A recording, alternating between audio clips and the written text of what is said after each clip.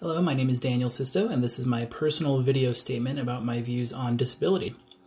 It's difficult to make a general statement about disabilities since it's such a complex and multifaceted topic, so I thought I would make my statement about something more specific that really spoke to me during the course of my study of special education, which is how we view the capabilities of those with disabilities. When you see a person walking down the street, there are a number of presumptions made on a subconscious level about how that person's life functions. That person likely gets up in the morning, showers, dresses themselves, prepares a meal, holds some type of job, and otherwise functions like we all think most adults do.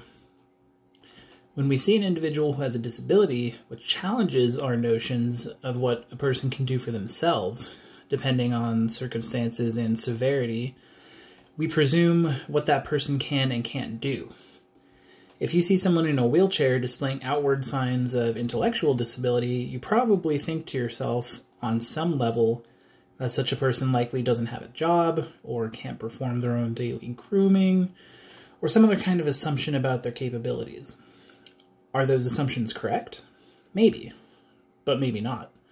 And this attitude of presumptive capability assessment can bleed through into special education and create artificial ceilings on what those with disabilities can accomplish in their lives.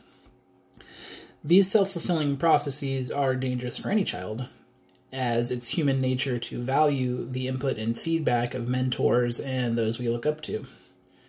It's especially harmful for special education children because they likely already feel an increased sense of challenge in their lives compared to others who are considered quote-unquote normal. And they might not have the presence of mind or intellectual capability to evaluate the assumptions of those around them. That means it's our responsibility as educators and supporters of those with special education needs to encourage them and not let our subjective perspective of their capabilities falsely limit what they believe of themselves.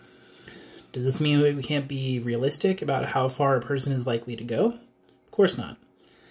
But we can keep ourselves open-minded and let the individual explore their own strengths, weaknesses, capabilities, and limitations on their own, while maintaining a supportive environment, rather than imposing our own perceptions on them from the outset. There are legless football players, Special Olympians, and many others who have achieved great things despite a disability. And while we gain nothing by telling them they can't succeed, we at least gain the possibility of greatness if we tell them they can. That is one of my biggest takeaways from this course. It affects so many aspects of special education: identification, treatment, transition, and everything in between. We must strengthen our perspectives for those who can't themselves.